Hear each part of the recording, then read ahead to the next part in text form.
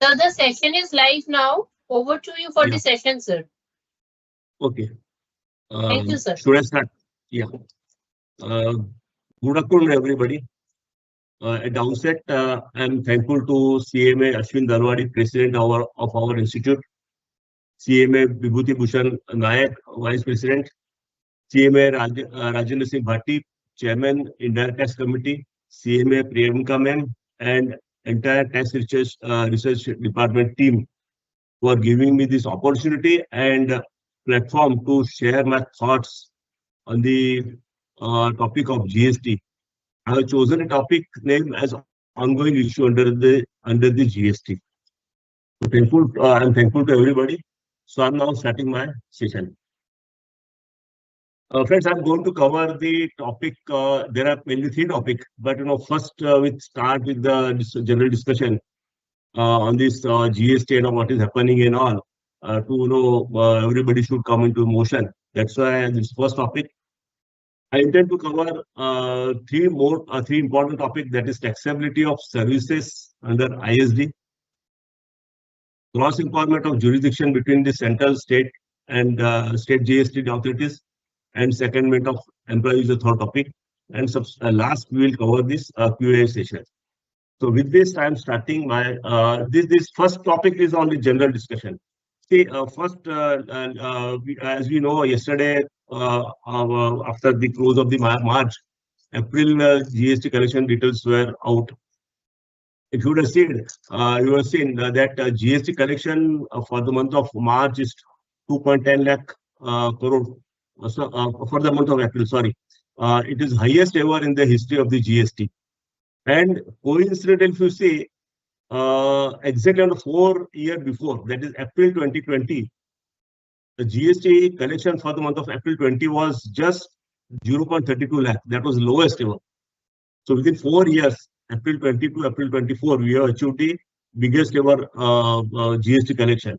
And for that, the credit goes to the entire business community, taxpayers, and department, and all officials to make this happen. Friends, now next 1 month, 2 months time, GST will complete its 7 years journey in the country. So 7 years GST is going to be there in the country. We will be seeing 7th anniversary of the GST implementation in the company. So GST, when it was introduced, the concept was that it is going to be good and simple tax. Simple tax, which was told at the time when GST was getting introduced. So are we as a professional, we really think that it is a really GST is a good, but is it really a tax? Is a simple tax? I don't think so, because there are many pain areas. If you see, as a professional, as an individual, or as a businessman, a lot of pain areas are there. Again, if you see, just to name a few, so that I can start on the first topic, that is facility of revised return has not been introduced. How can it be possible that return, there cannot be any mistake made by anybody in the filing of return and cannot be revised? Return cannot be revised. That's a perennial problem which we see in that has not been solved. That of course that discussion is going on, but when it will be implemented, that is also one of the pain area. Another pain area is ITC mismatch not getting resolved. Although many high court have given the favorable judgment, but the department has not still taken care of that point. Another point which we all must understand, it is impacting everybody's finances. That is high rate of interest on late payment. That is 18 and 18 percentage and 24 percentage. Whereas whereas refund when the refund is issued late, the rate of interest is just 6 percentage. Why there's a big difference?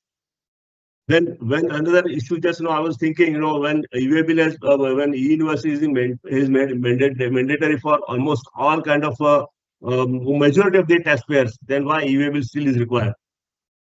Another point, another area is that GST tribunal has not been introduced so far. When then in tax laws, not having tribunal is a big issue. Then that has not been that has not been implemented or other constituted by the government so far.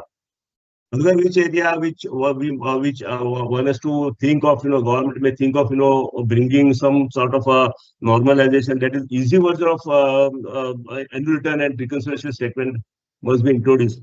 Because if you see, if you have seen every year that when a voluntary payment of tax has been made through DRC 3, it is not getting linked, and then again everybody faces the issue of how it is to be brought. So these are the areas where again this we say that though GST has been implemented, but it's not a simple tax.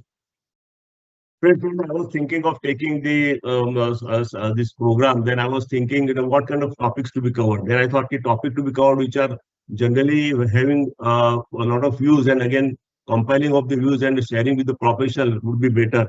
That's why I taken these three topics which I discussed. So first topic of the day is that taxability of services under ISD. As we know, ISD provisions are pretty simple in the GST. Section 20, Rule 39, which we are discussing currently as what was there prior to Finance Act 2024. So ISD means an office of supplier or supplier of goods or services received office of the supplier of office of the supplier has received any common services which is to be distributed to the other units in a systematic way, and those unit has to be under the same pan. That is a basic structure of ISD. And then we all know provision of ISD is optional in the previous regime, that is that till prior to Finance Act 2024. Even if the taxable person has branches in other states, so it was not compulsory to have the ISD registration under the previous provision of the law. ISD input services availed at HO or RO can be availed through ISD mechanism that we all know. And common ITC is to be distributed as per the formula given in the Rule 39, which is a little bit clumsy, but we all know most of the people are aware of it, how it is to be distributed. That formula was people were very accustomed with that formula. And lastly, ISD registration person is required to issue tax invoice as per Rule 46 for distribution ITC, and he has to file monthly return that is in the form of GST 6. That is a very simple provision which you all know. And then, as I mentioned earlier, that ISD provisions which again are doing fine with GST in the earlier years. And if you remember, again to start with the discussion on the subject, after Karnataka advance ruling in the case of Columbia Asia case, it was ruled that employee cost required to be added to the charge from the HO to the branches. This was the starting point where again this ISD came into picture. That was in the year 1819. And from there, after this, if you recall, many of the state advanced ruling authorities we were started asking, later started giving rulings in the favor of the department, and a lot of issues were arise thereafter. And after those ruling, particularly the Columbia Asia ruling, GST department started issuing letters or letters to the taxpayers to know how the taxpayers were distributing their ITC, the common ITC to their branches. So methodology of distribution of ITC start questioning by the department at that time. And mind you, again, at that time there was no litigation as such so far as ISD concerned, because everything was at the advanced ruling stage only. It was not challenged by anything. And then concept of cross charge, which we all know where started coming from that era. And then again, when advanced ruling, a lot of advanced ruling were there, people were again having the most of the taxpayers and corporations started approaching advanced ruling authorities. So thereafter, a lot of discussion had happened in GST Council meetings. So 50th GST Council is the landmark so far as GST ISD registration is concerned. So there was a trademark discussion had happened at 50th GST Council meeting, which discussed on the law committee's recommendation on the GST provision. So law committee of the GST Council had proposed proposed a discussion to be held at GST Council on the two aspects, that is services procured by a registered person from a third party, and as well as internal generated services, how it is to be treated. That was the discussion had happened in the 50th GST Council meeting. That is the basic point had happened in that meeting. So third party services and IGS, that is internally generated services. This was the point, and obviously that that meeting, it was unanimously agreed by the GST Council members that these water provisions, water clarifications to be issued by CBIC based on the GST Council decision would be prospectively applied. So after this GST Council meeting held in July 2023, circular was issued by the CBIC on the ISD aspect. Circular had three main points which we need to discuss, or we need to understand that whether it is mandatory to follow ISD mechanism for distribution of ITC or not, because that was the problem people were having. Again, how to proceed further. When if somebody has not opted ISD registration for the common services. So that was a moot point before the GST Council, and based on the circular was issued by the CBIC. So CBIC went the circular number 199 stated that it is not mandatory for HO to distribute common ITC through ISD mechanism. So it is made very clear that having ISD registration is voluntary exercise. And it was also further stated in that para first of the circular 199 that if any HO decide to distribute or decide to distribute ITC through common services through ISD registration, it is required to take ISD registration compulsory as per section 24 of the SCGST Act. Second point was whether HO is mandatorily required to issue invoice to BO for internally generated services or not, and whether the cost of all components, including salary, cost of HO employees involved providing the said services, has to be included in the computation of the value of services provided by HO to BO when full ITC is available to the concerned BO. Business branch office, ITC fully available, what should be done? In that case, it was clarified that in case where the full ITC is available to the branch office, the value declared on the invoice by the HO to the said BO in respect of supply of services shall be deemed to be open market value. So that is very clear. So it is said that no need for again doing valuation. Open market value is deemed to be the value for the tax invoices.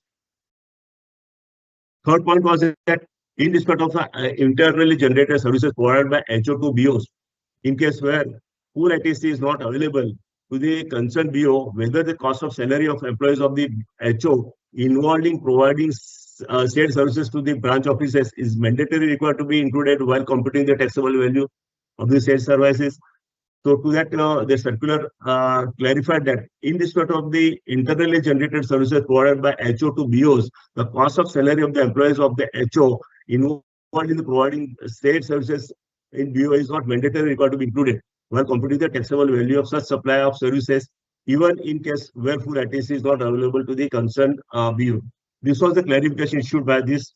And then again, if you see entire circular, even at the GST Council meeting, I was wondering while I was reading the minutes of the GST Council meeting, nowhere it is mentioned that there, what is the internally generated services. That's a very interesting aspect to be notified that they say valuation has to be done for the internal generated services. What is the internally generated services? What should comprise of the internal generated services? Whether only manpower cost is to be included, whether administrative cost to be included, that is not being clarified. Friends, we are cost accountant. We know how manpower cost, administrative cost, and everything is interlinked with each other. Particularly this internally generated services concept is included by of this circular. So this circular was supposed to, even though was supposed to create lot of issues later on because there was no clarity on the internally generated services defined in the circular. So this was the circular came in July 2023, and then again based on the GST council meeting that budget came in the year February 2024. The entire ISD mechanism has been changed. So the definition of ISD input service distributor, which was there earlier, has been changed dramatically, or rather they have changed everything. As per the new definition of input service distributor under subsection 61 of section 2, input service distributor means an office of the supplier or goods or services which receives tax invoice towards receipt of services, including invoices in respect of services liable under subsection 3 of or subsection 4 of section 9, or an on behalf of the distinct person referred to in section 25. So they have introduced the ISD with the reverse churn mechanism also in this budgetary replacement of the substitution of the provision. Further, the existing subsection 20 with the rule also will come section 20, which was on the how manner of distribution of ISD, which is then the section 20, has also been substituted by the Finance Act 2024. So when it is a manner of distribution is that, so it is obviously that rule will be notified by the CBIC. So this budget notification on the ISD, particularly other provisions, has not been notified by the government so far. So we'll have to wait till the rules for subsection rule for section 20 come into effect. So while the whatever we have got, that is a new definition of the ISD and substituted subsection 20, which is there as of now today. So what are the consequences are that we can deliberate now? As per the new requirement, ISD registration is now mandatory for all SSs as compared to the optional, which is currently as compared to optional in cases where RTP is having multiple GST registration. So when right now anybody can pass on the common input services through cross charge mechanism, which will not be there in the new provision. So whenever common services are there, a registered person is required to obtain IS registration mandatorily. No choice there. So IS registration is compulsory now once this Finance Act gets notified. Resulting, obviously, this circular 199 is now no more remain valid, because a lot of things were there, because that was based on the old section 20, and now this new section 20 will not jive with each other. So circular 199 will be ceased to be exist now. With this new provision, RTP having single registration, obviously single registration person will not be having an impact. Plus, currently, IS registration excludes RCM payments. With this new provision, RTP is required to distribute ITC on account of RCM supplies. So that is to be seen how it is to be. The rules are going to be drafted by the CBIC. So we need to get more clarity as and when this rule comes to play, and then again we have to understand in greater detail. Otherwise, it will lead to big problem and chaos for the trading industry. RTP will also required to maintain robust accounting records to derive the distribution of ISD as per the new substituted section 20. So right now the records are based on the turnover and all, that will not hold good in the new tax ISD provisions.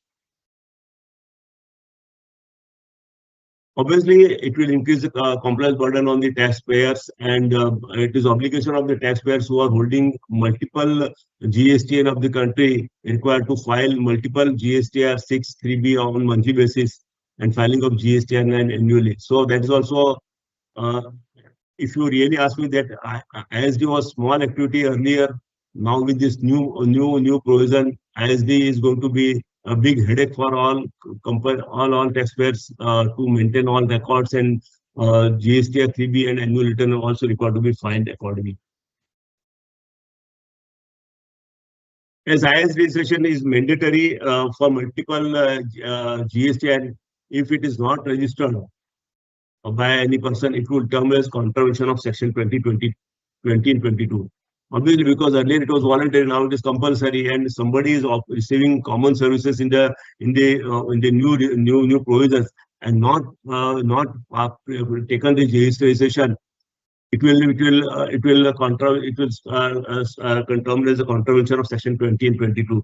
So while this aspect, again, there, whenever audit will come in the new regime, this will be asked by the department what kind of services you receive. If it is common services, and if ISD is not registered, then again we'll have to face the consequences from that angle. All compliances pertaining to non-registration, non-filing of monthly ISD registration, and or non-distribution of ISD credit will result into incorrect claim of IT under section 16 of CGST Act in the regular assessment of multiple GST as per the provision of CGST Act.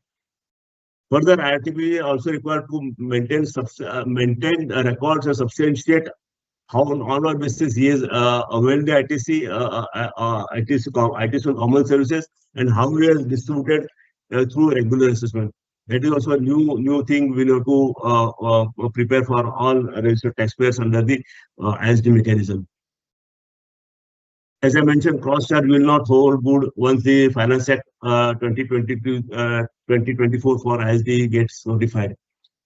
Once this rules notified, then companies having multiple GSTN or other corporates are required to form a robust ITC distribution methodology, because this is important, because any kind of ad hoc mechanism of distribution of ITC may lead to a litigation later on. So it is advisable for all professionals to keep watch on the rules whenever it is notified by the government.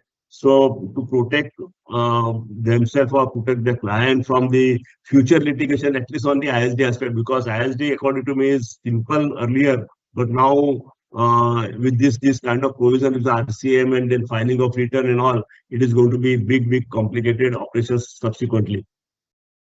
Obviously, small or common, small or very limited common services, if it is there, direct billing may be resorted, so that again it will not be required. So common services, if it is there, common services very limited period is there, then those kind of things can be done through direct billing by way of to the respective entity.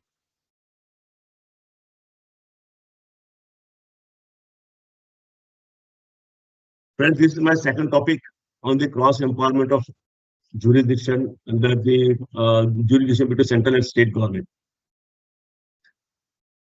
This is also one of the hot topic these days. If you see, many authorities are doing their assessment and their investigation cross. That's why I have taken this topic for our discussion today.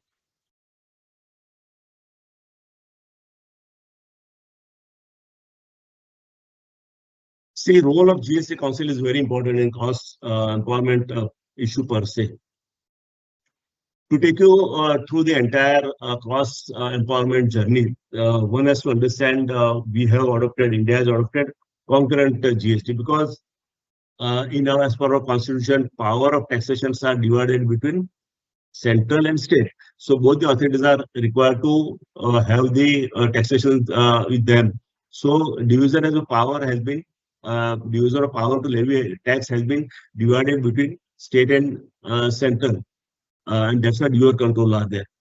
So this is a concept which we adopted when GST got introduced in 2017. Uh, First, I remember, when GST was getting introduced, and then at the time GST Council meeting were happening, a lot of discussions were happening on the cross empowerment at the time, and many of the meeting were, concluded, rather they could not reach to a common consensus on the cross empowerment issue. And the resulting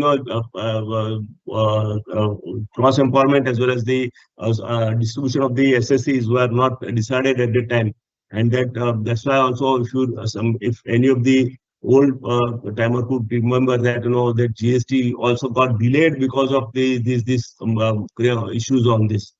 So first discussion on the cross empowerment then the discussion had happened on the 9th GST Council meeting held on 16th January 2017. So that at the time discussion had happened, thereafter nothing moved further because that's other committees were discussing on that. And then at the subsequent day on the GST Council meeting held on 9th September 2017, it was decided by the GST Council that turnover based division of the SSCs between central and states to happen. So that was a decision taken at the 21st GST Council meeting held on 9th September 2017.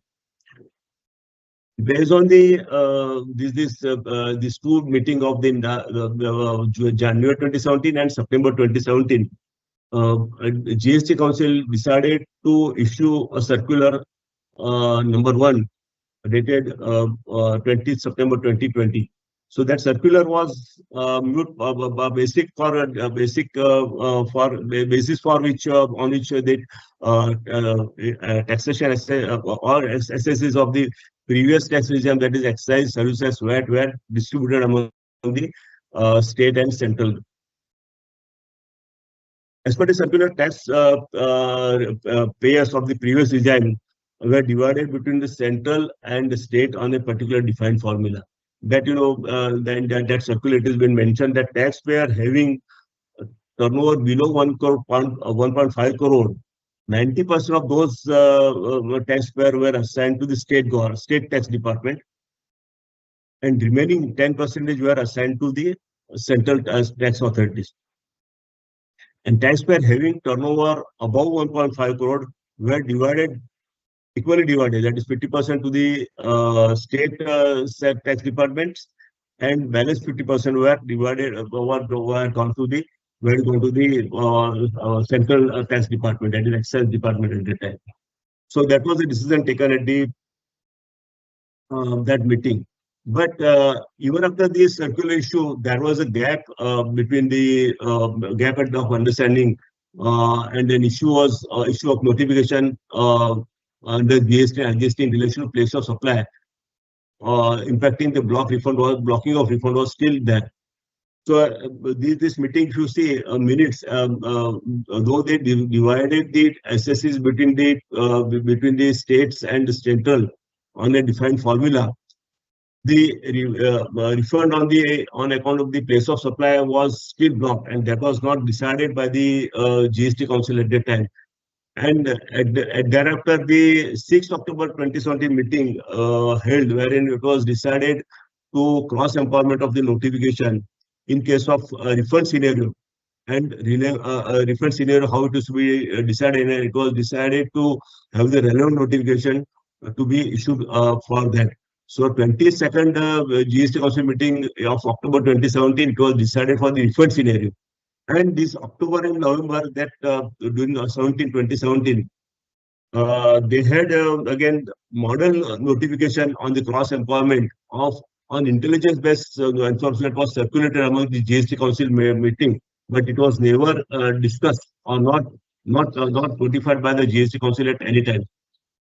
So that's the irony of the situation, that model notification was prepared, discussed, circulated among the state finance minister for cross empowerment on intelligence-based enforcement, but it was not discussed and not notified by the GST Council.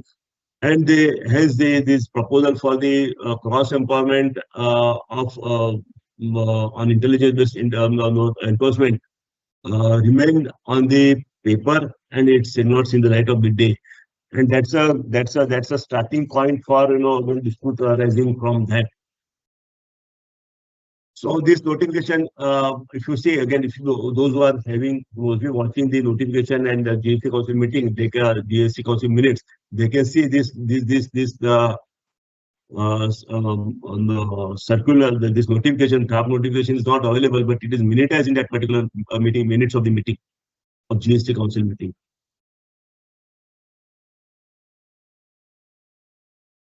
Now the subject of the cross empowerment.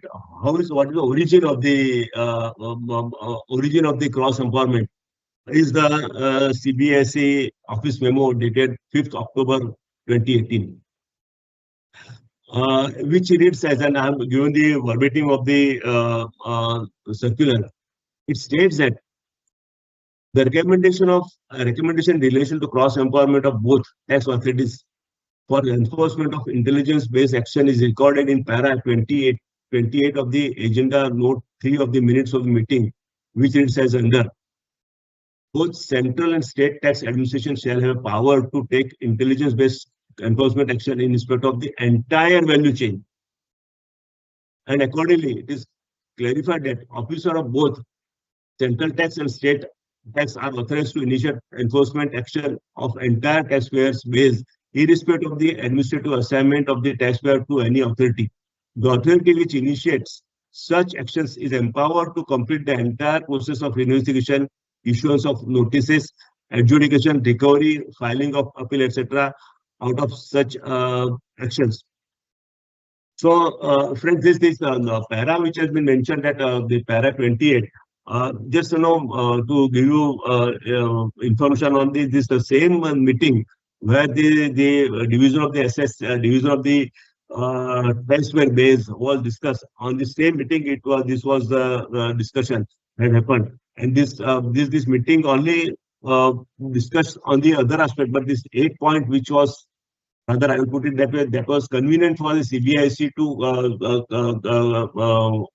circulate to the cadre base. That's why they circulated this office memo of 5th October 2018, and that is the starting point for all intelligence-based enforcement. And again, in this circular, it is not mentioned that what is the the meaning of intelligence-based information, and it is not even clear. So it is always open for discussion and open for interpretation for everybody.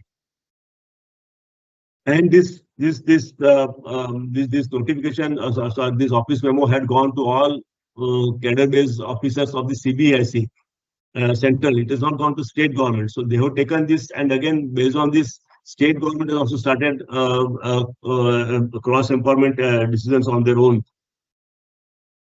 So this is the real issue of the cross empowerment, how it has been started.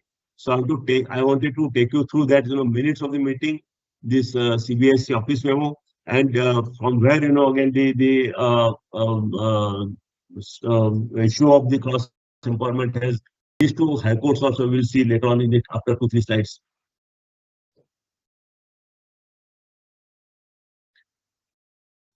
See, again, whatever we discuss is there in the section 6 of the CGST Act also.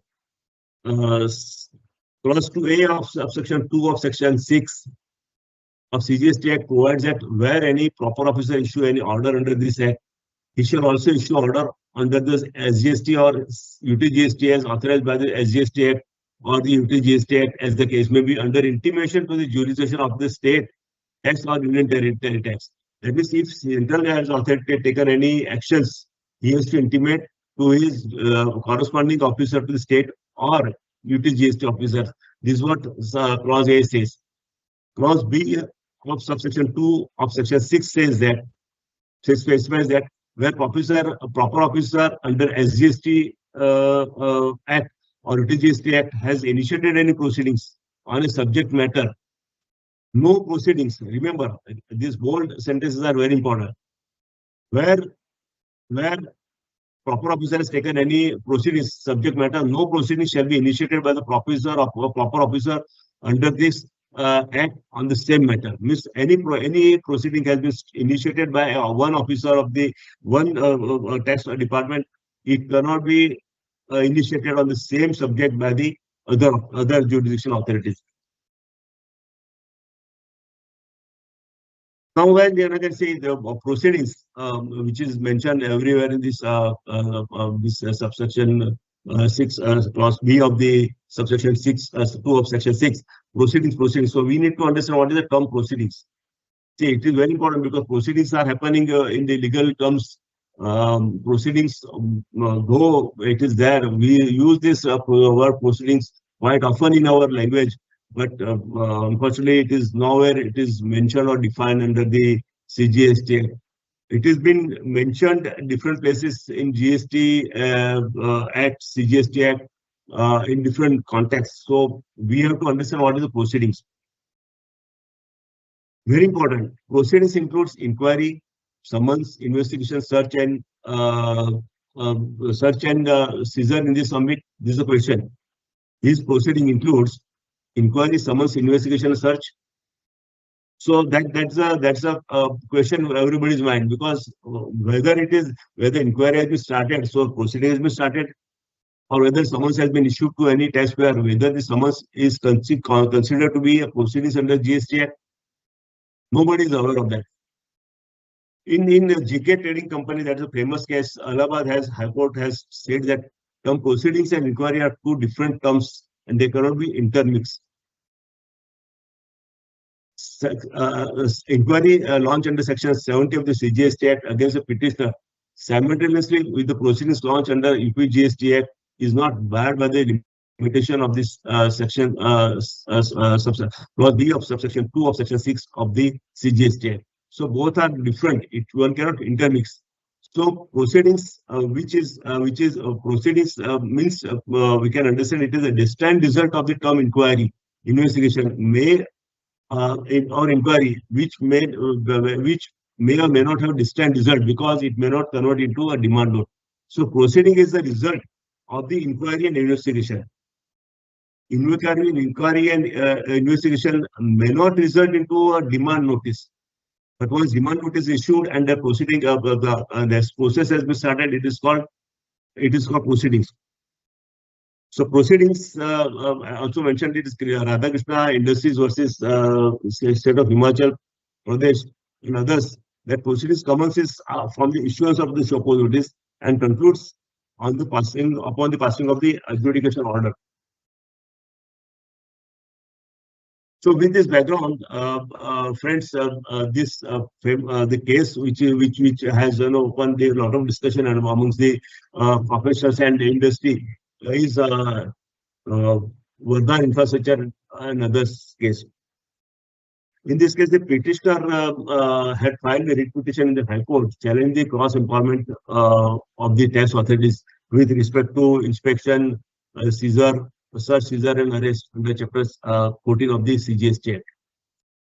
The argument of the petitioner was that they have been assigned to state authority or central authorities for administrative purpose under the provision of the respective GST Act, but are not subjected to inspection, seizure, search, seizure, and arrest proceedings by their counterpart. This was their argument. The petitioner submitted before the court that same thing which we discussed 5-10 minutes before, that in absence of proper notification under Section 6 of the respective GST enactment, cross empowerment of the impuged proceedings by the respective counterpart were without jurisdiction.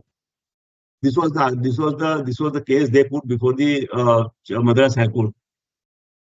So Honorable High Court also noted that the model notification which we discussed on the cross empowerment was circulated among the states during September 2017, but not notified and remained as a draft notification till date due to disagreement among these GST Council members in relation to place of supply rules under GST Act at that time. See, this all has been this which has been mentioned is there in part of the judgment only.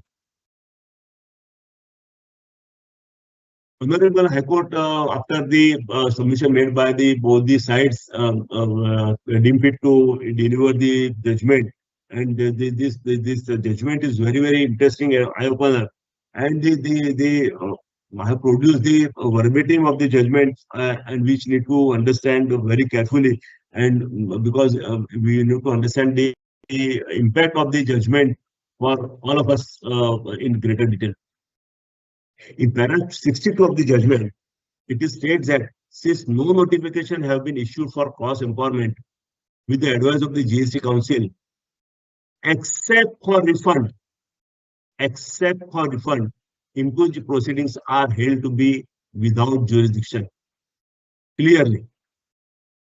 Thus, if an SSE has been assigned administratively with the central authorities, the state authorities have no jurisdiction to interfere with the assessment proceedings in absence of the corresponding notification under Section 6 of the respective GST enactment. And similarly, if an SSE has been assigned to the state authorities pursuant to decision taken at the GST Council as notified by Circular Number 1, dated 20th September 2017, the officers of the central government, central GST, cannot interfere, although they may have such intelligence regarding the alleged violation of Act and rules by the SSE. This is very important. The para 64, 62, and 63 are very clear on the cross empowerment. Further, para 65 is absolutely clear. Para 65 says that manner in which the provision have been designed are to ensure that there is no cross interference by the counterpart. Only exception provided in Section 6 of the respective GST enactment. Therefore, in absence of a notification for cross empowerment, the decision taken by the respondent are without jurisdiction. Officers under the state or central tax administration, as the case may be, cannot usurp the power of investigation or adjudication of an SSE who is not assigned to them. And para 66 thereafter. Therefore, the proceedings initiated are to be without jurisdiction and warrants interference. Very clear.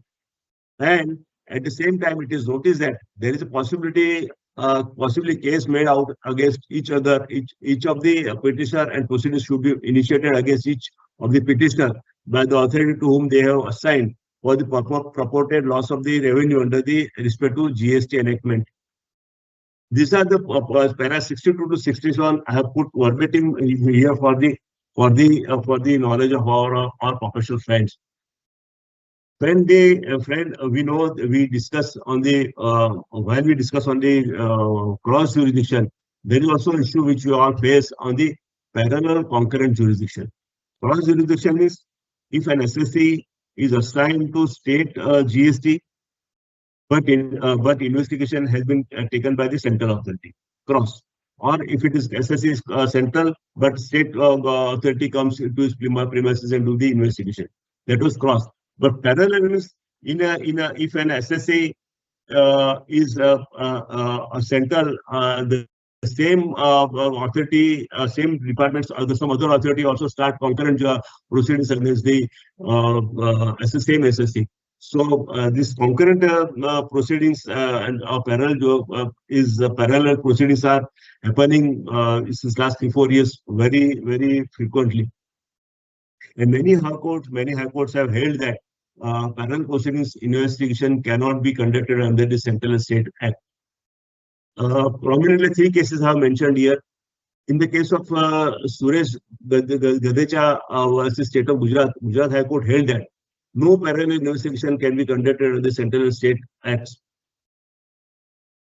In the second case, Subhash Agarwala versus State of Assam, Guwahati High Court held that in the light of subsection 2 of section 6 of this GST Act, once the proceedings under one act has been initiated, another proceeding for the same period under the other act cannot be initiated. And very recently, just 4 days before the Larsen Tubro judgment has come, in which it was Rajasthan High Court has ruled that state authorities cannot initiate parallel proceedings when the central GST authorities are already addressing the same issue. So parallel cross empowerment has been widely debated and widely been negated by these respect to high courts.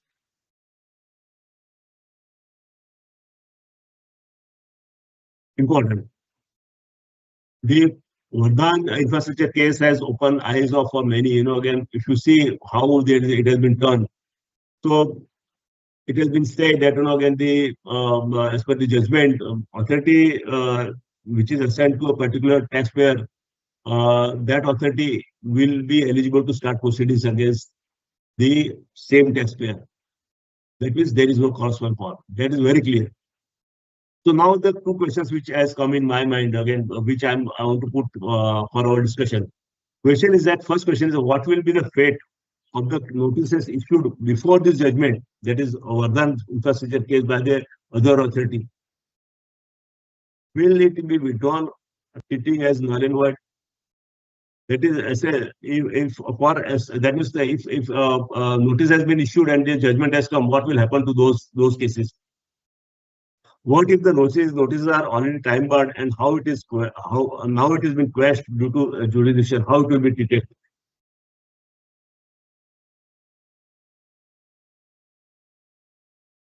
TP should also verify they are receiving such orders or notices intimation from their jurisdiction authorities. If not, then it should be challenged, according to me, because one has to be very, very bold based on the Vardhan, TVL Vardhan infrastructure case.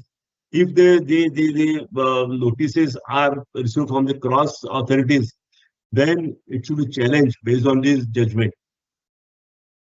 And obviously, government should also come out with the clarification as to how the cross employment matters, other than refund, which is to be addressed. And if they do notify the specific, notify the provision, specific and clear instructions should be laid down so that taxpayers are not facing the issue of the parallel proceedings from the two authorities for the same period or the same issue. In fact, GST Council should deliberate this judgment, according to me, in the forthcoming meeting, because this has got wide ramification across all taxpayers base, and they should issue proper clarification for the wider interests of the trade and industry, because the judgment has come at right time, but though it has come late, but it has been right has come at the right time. So one has to be very, very clear with this judgment.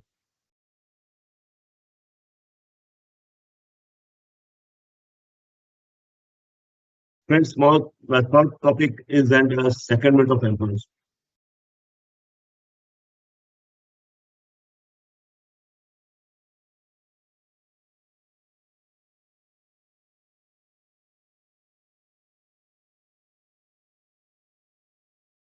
Sorry.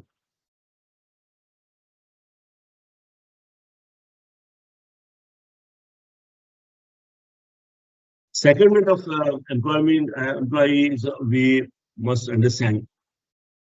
Friends, secondment is a common term which has been used, and it is a common practice prevailing in all multinational companies, mostly multinational companies, and large conglomerate having that business operations are situated in different continents and different countries.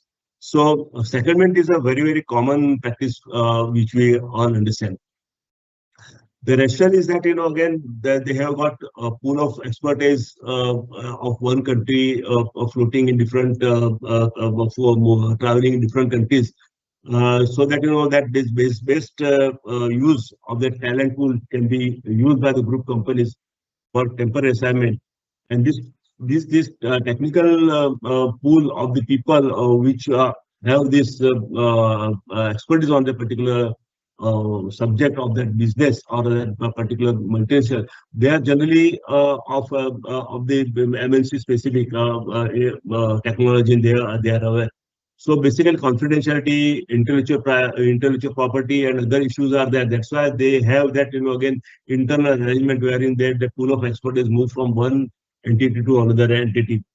So for our understanding, the arrangement is like that, group entity, group versus entity, and versus Indian entity for deployment of skill manpower, they make an agreement. And this based on this agreement, expert remain under the control of the Indian entity for working pattern, but that payroll and other expenses of the expert, particularly social security and other his permanent retirement benefits and all, is remain with the overseas entity. So that overseas entity control this actual control remains with the overseas country, overseas entity, group overseas country entity, though physically or supervisor physically that person is under the control of the Indian entity. According to me, this is the first point, starting point of dispute of the settlement issue, because here person expert works under the control of the Indian entity, but physical, financially and everything, the economic benefit is going to the for foreign entity, overseas entity. So that is the point. And this based on in this arrangement, overseas entity pays salary and perks to the experts, which are reimbursed by the Indian entity to the overseas entity. And obviously, this kind of expenses are disclosed in the if the company is listed in the annual reports. And on completion of the assignment, the experts which are working under the Indian entity go back to the this original entity, that overseas entity, for another assignment. So this so far this arrangement is concerned, so far so good. It's everything is under understanding going on with methodology of the secondment arrangement. Friends, this is the arrangement was going on till now. For everybody, everything was going through till services was also there.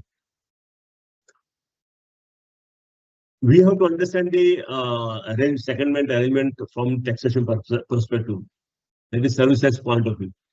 If you remember, till June 2020, 2012, we had that positive tax regime in the country. And at that time, CBIC had issued one circular 137 dated 30th July 2011, when it was stated that the act of deputing staff to another person was treated as manpower supply service and has no was treated as a taxable service.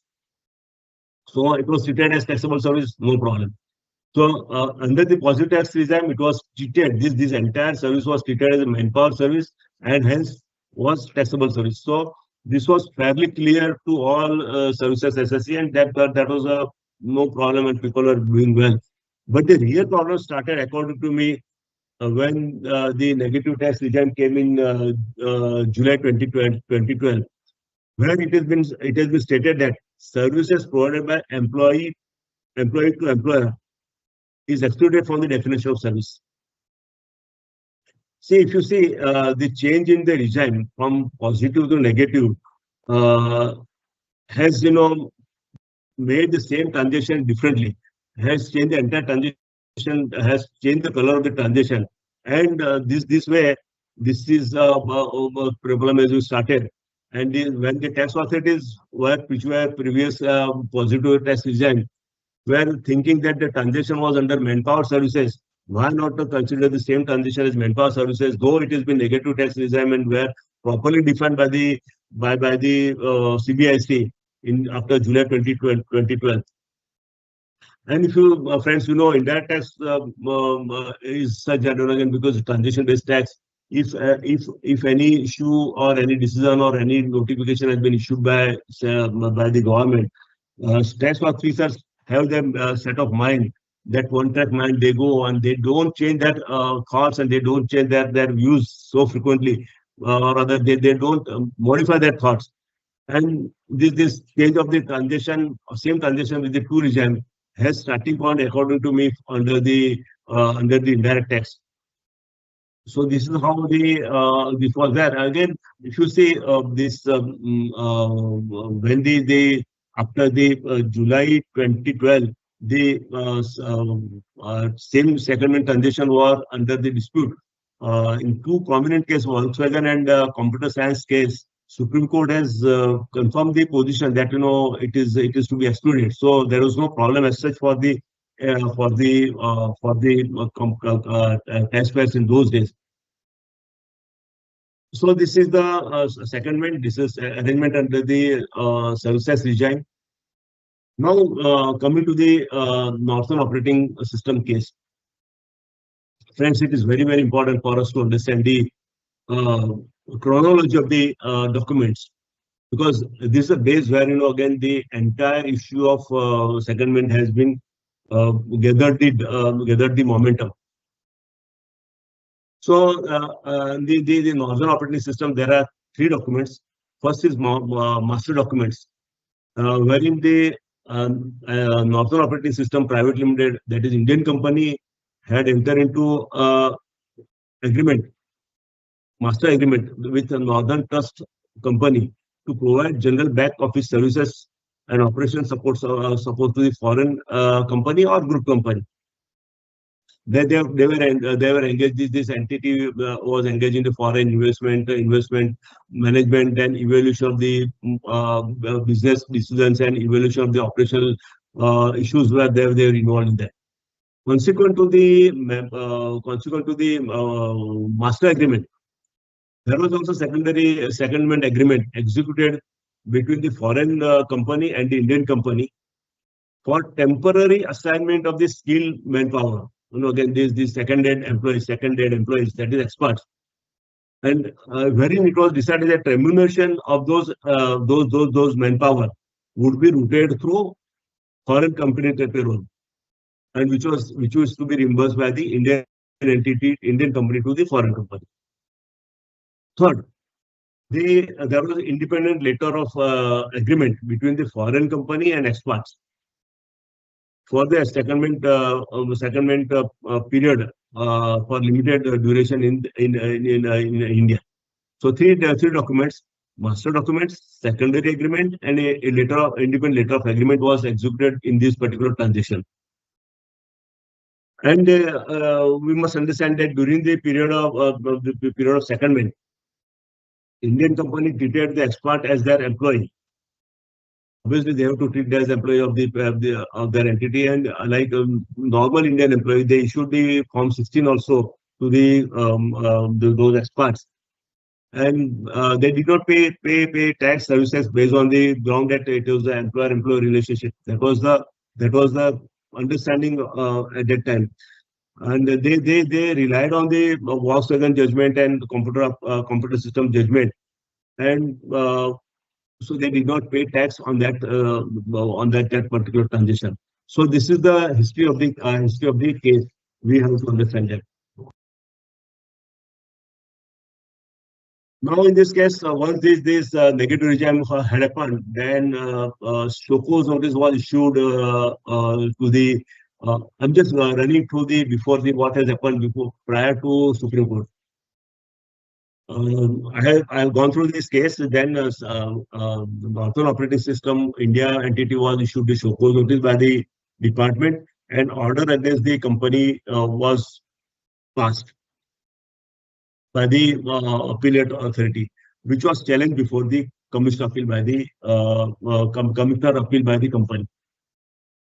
Commissioner appeal gave the order in favor of the company.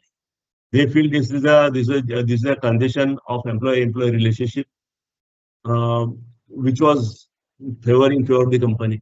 Again, the commissioner appeals order was challenged by the revenue, that is department, before the state. In state also, the order came in favor of the company. Now, after the judgment in favor of the SSC, that is company, department went into appeal before the Supreme Court and argued the case before it. So this is how the matter has come before the Supreme Court. So Supreme Court, again, gone through the entire documents, master agreement, secondary agreement, letter of agreement between the foreign entity and all. Supreme Court observed that, though that observation of the Supreme Court is very interesting. Supreme Court stated that though control and supervision of the second-rate employee remain with the second-rate employee, that is company, second-rate company, that is Indian entity, but the real benefit, important, real benefit was derived by the overseas entity. So that is the first point stroke that Supreme Court gave the stroke to the judgment. Secondly, it is said that direction and control tests are not the sole criteria for the to determine the employment. Third, which is very, very important, substance over form. Substance over form means intent of the agreement is to be seen and not the contractual terms. What was the intent of the agreement to be seen? And taste of contract of service and contract for service. Contract of service means employer-employee relationship. Contract for service means vendor and service provider. Supreme Court also observed that the arrangement is considered as a contract for services, as there is a clear element of quid pro quo, because that employee was expert was on the payroll of the foreign company, and that they were the foreign entity was getting benefit out of the employment in India. It was also argued by the company in this case before the Supreme Court that there is a revenue neutrality, because we pay the tax, under reversal we'll take the ITC. So Supreme Court stated that revenue neutrality cannot apply in this case, as the time of supply is different in the case of payment of tax under the RCM.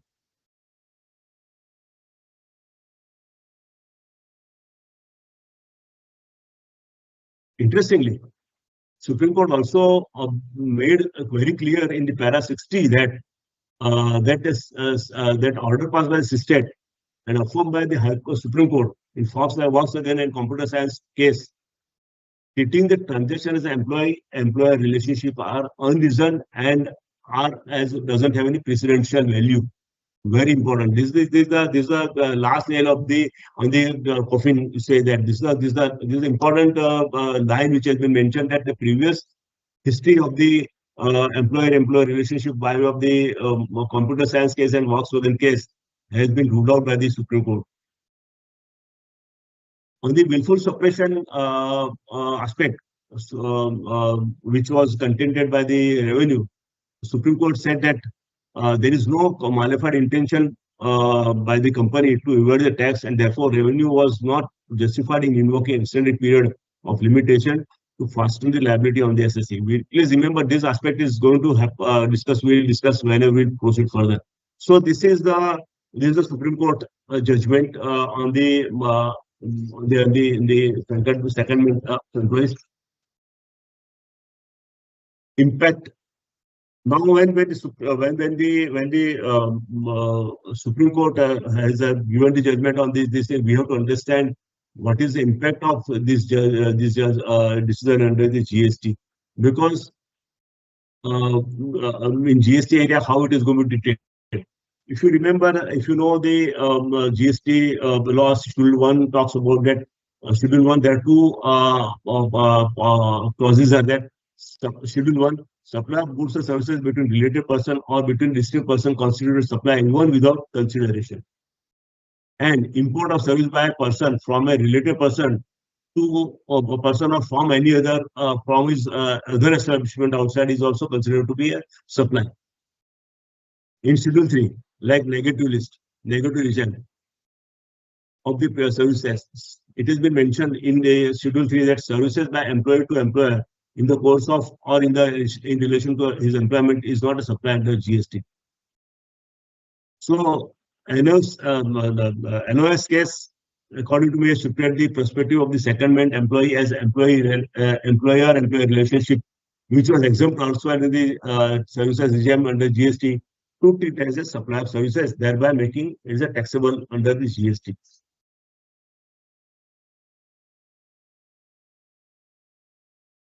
Important. We have to understand this. NOS judgment is unfavorable because it is settled. It is unsettled the settled provision, and it was not anticipated by any MNC in the time. because there was two Volkswagen and computer science judgment was there in favor of the industry. So this is unfavorable judgment. After the judgment came in, if you many of the MNC have received a notices from DGGI and investigation have been started from that. And they also issued a notice for denial of the ITC on this issuance of notice under Section 74 on non-compliance of the time, and then thereafter non-compliance of the timeline prescribed under Section 16(4) of the CGST Act. This is the three important unfavorable judgment: DGGI investigation and notices under 74. Though Supreme Court has already said there is no suppression of fact, but they have issued the notices. They have started issuing.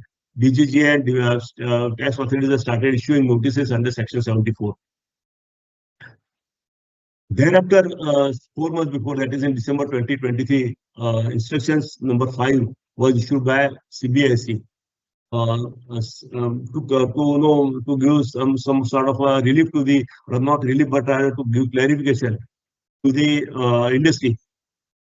It mentioned that annual judgment should not be applied mechanically. It should not be you apply unilaterally across all taxpayers. It also stated that taxability has to be determined based on the factual condition of the SSC. And third important aspect is that evidence for invocation of extended period must be there for issuance of this opposed notice. So without issuance, without having factual case, one cannot issue these notices under 74.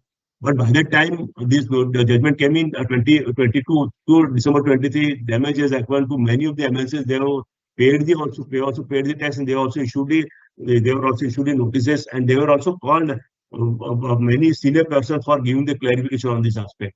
So damage had happened by that time, but it was too late by that time. The instruction issued in December 2023. Again, this NOS has opened Pandora's box on two aspects. NOS case, as I mentioned, is on the taxability of the secondary employees. So secondary employees, whether they are taxable or not, that was the question before the Supreme Court, and which was decided, which we discussed just now. So it was on the taxability aspect, wherein the entire amount of the expert salary was remunerated through payroll by the foreign company. So that was the taxability. However, if you see, there are I have jotted down 6-7 cases on the valuation of the secondment employees. So when it is started with all sides. So if anybody is having this kind of issue on the valuation of the secondment employees, they can take clue from the cases which I have mentioned here. First case, that is Nissan Motors India Private Limited. This has been decided in the December 2023 only. In this case, valuation.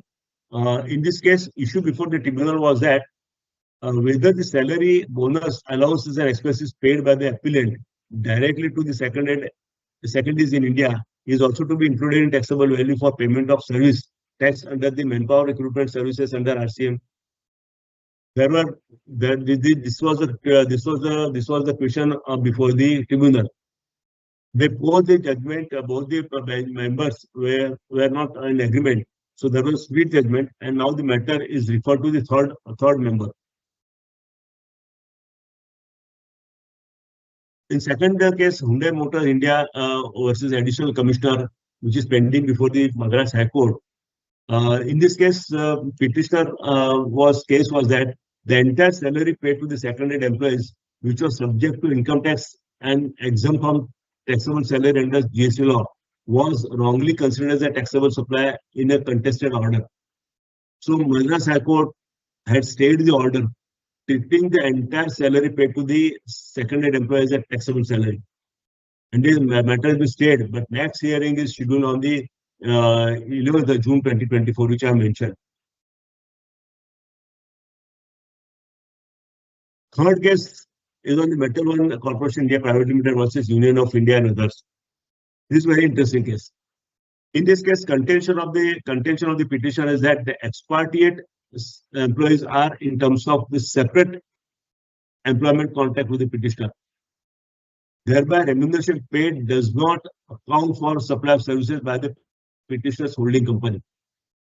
Department's reliance on the in the case of the NOS is not in the company said that department reliance on the NOS case is not similar lines, and that case is not on the similar lines, because in case of NOS case, the remuneration was paid by the foreign company in order to serve in India, and there was no separate contract between the Indian company and the employees. The Indian company was merely reimbursing the payment to the foreign company for the seconding their employees, and foreign company was still their employer. And this matter has also been stayed, and then next hearing is scheduled on the in the August 2024. Toshiba Software India Private Limited, which is pending before the Karnataka High Court valuation aspect. Petitioner challenged the imposition of the interest and penalty on the ground that revenue neutrality, arguing that the GST paid on the employee secondment would be offset ITC, thereby negating the revenue loss to the government. The petitioner's contention was also reset raised on the legal precedents that prior to the Supreme Court decision in NOS case, secondment agreement were not subject to services according to the then prevailing law, and hence no interest would be leviable for non-payment of tax. Petitioner also mentioned that submission that any interest should be accrued from the date of the Supreme Court judgment in NOS case, which is established new legal stance and taxability on the secondment agreement. After this discussions, Karnataka High Court has granted ad interim stay against the recovery of interest and penalty, and this next hearing on this case is in June 2024. Another case is on the Alstom Transport India Private Limited. In this case, pending before this Karnataka High Court, the petitioner maintained that payment of salary made to the experts by petitioner does not affect IGST, as the same does not amount to manpower recruitment services as services from the overseas group entities to the petitioner. And the matter has been stayed by the Karnataka High Court till the next date of hearing. And this is also last matter which has been decided some over a month before. In this case, Hitachi Esmeto Gurgaon Power System Private Limited versus Additional Commissioner. In this case, petitioner argued that salary paid to seconded employees fully accounted for under Section 192 of the Income Tax Act for TDS deduction should not be classified as a contract for service for GST purpose. It was also argued by the petitioner that the challenging in original order the appellate authority would not be useful due to its reliance on the NOS judgment. And the High Court after this found this argument. Revenue also said that writ petition is not maintainable due to the availability of statutory appellate remedies to the petitioner, which was rejected by the High Court. In the case, High Court interestingly found that this petition is maintainable, noting the need to examine the employment and secondment agreement and related documents, including TDS compliance. High Court also ruled that the deposit made under the protest and any residual demand from the original order would remain in abeyance pending further proceedings, with revenue required to file counter affidavit within 3 weeks from the 3 weeks, and the petitioner is to file the rejoinder within 1 week. High Court remarked that statutory remedy subservient to constitutional remedy. So revenue said that they have got statutory remedy available, so this matter should not be proceeded further. To which High Court said that statutory remedy is subservient to the constitutional remedy, so that matter is still live, and this matter was last heard in the March 2024. So these are 6 cases I mentioned on the valuation aspect, but the last case which I'm mentioning is also on the same line of the NOS judgment. In this case also, like NOS case, department has gone into a Supreme Court. Similarly, Komatsu India Private Limited also, department has gone to Supreme Court, and this matter is pending before the Supreme Court. This matter is exactly similar to the NOS case, and which issue to be decided by the Honorable Appeals Court is that whether the salary paid to the secondment employee is taxable services under Section 65 of the Finance Act or not.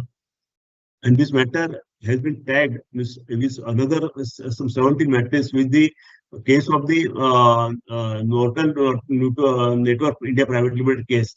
So this matter is also a bunch of the matters which are pending before the Supreme Court. So another round of the same NOS kind of judgment will be decided by the High Court or Supreme Court in next 15 days, next 3 days, 4 days time, because next hearing according to the Supreme Court side is 5th of May. Maybe 5th May, 10th May, maybe 1 month or 2 months time, this Komatsu India case will also decided, which will also test the same kind of things, arguments have been made in NOS case.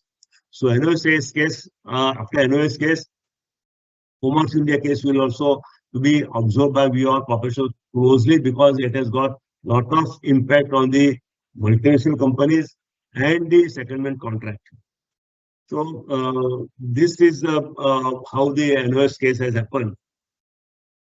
And friends, until the matter has been decided by the Supreme Court in the Komatsu case, which is pending, and other other High Court matter which are pending before the High Court, High Courts on the valuation aspect, we as a professional must be ready to take actions on time, and how we can proactively address this point. Friends, I must say that in the month of March only I had handled one assignment on the in the secondment aspect with one of the professionals. On the we have scrutinized or we have reviewed the entire transaction of the secondment agreement of one multinational company, and then because I have also worked in a multinational company, so I have got experience of how to work on that. So based on that assignment, I have prepared the action points post NOS case, how we can take actions when in time to salvage our clients or our company where we work. First and foremost, this existing secondment agreement has to be reviewed in greater detail to find out whether it is possible to establish employer-employee relationship. If it is contract of service, then no problem. We have to go through the entire agreement totality, because Supreme Court has mentioned that substance over form. So we have to understand the intent of this secondment agreement, and that intent has to be come out clearly after reading the agreement. Then if it is give the justice to the subject. While reviewing the judgment, one has to understand that this principle based on the NOS case are just indicative. We have to take clue from that. And if you take clue right in time, and whatever points I have mentioned based on my understanding, we can deliberate, and we can bring our clients or our companies on board, and then only we can save our client. So principle decided by Supreme Court in NOS case are the base for our discussion here. So while reviewing the secondment agreement, one has to give the consideration of the factors like nature of the task performed by the seconded employee under the direction of the Indian entity, right to terminate the service of the seconded employee. Who has right to terminate the services of the employee? Transfer of risk and responsibility and degree of control exercised by each entity.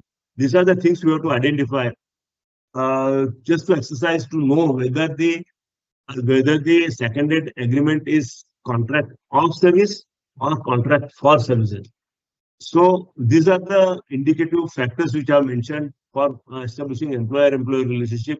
If after reviewing the agreement, if one come to the conclusion that this secondment agreement is contract for services, that is for performing the specialized function by the expert, it is not worth, according to me, this is my judgment, it is not worth contesting the matter, because again it will lead to a lot of litigation thereafter, but it is not not worth of condition matter, and GST is required to be paid before issuance of the notice.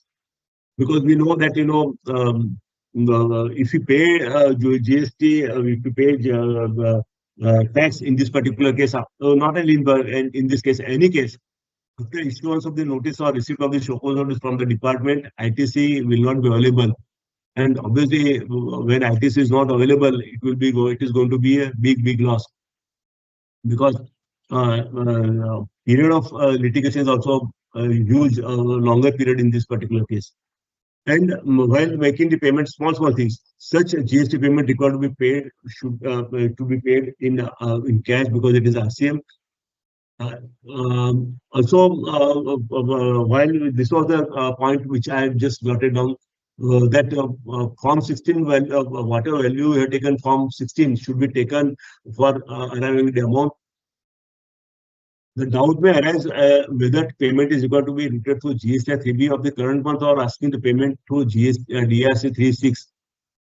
So how we have to go for that? It is advisable to make payment in cash and routed through GST 3B of the current month under the head of import of service, and proper way of writing letter to the department, which we did to the client. The matter is still pending.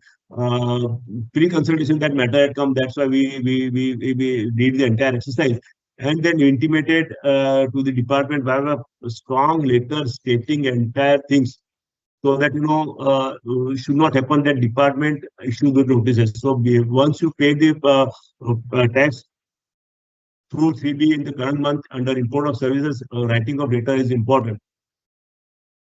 And a small thing, that time to avail credit to be considered from the date of invoice, not from the date of supply. This is what I have concluded. Now I open the floor for the question answer.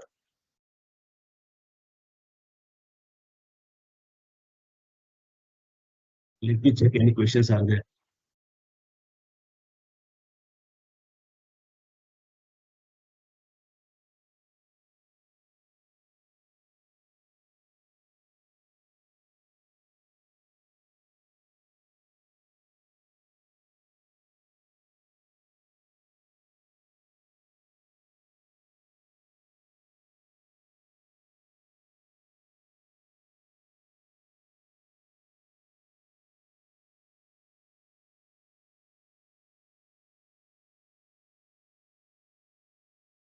Once CMA Prasad has asked that can cross charge invoice be issued for April 2024 since ISD? Yes, obviously, because the budget the budget provision has not been notified so far. So you can, yes, you can do that.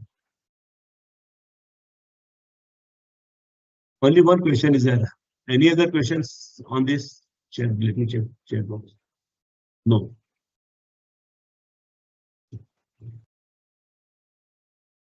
Any question from any of the participants? I will be happy to answer those with my limited knowledge on the subject.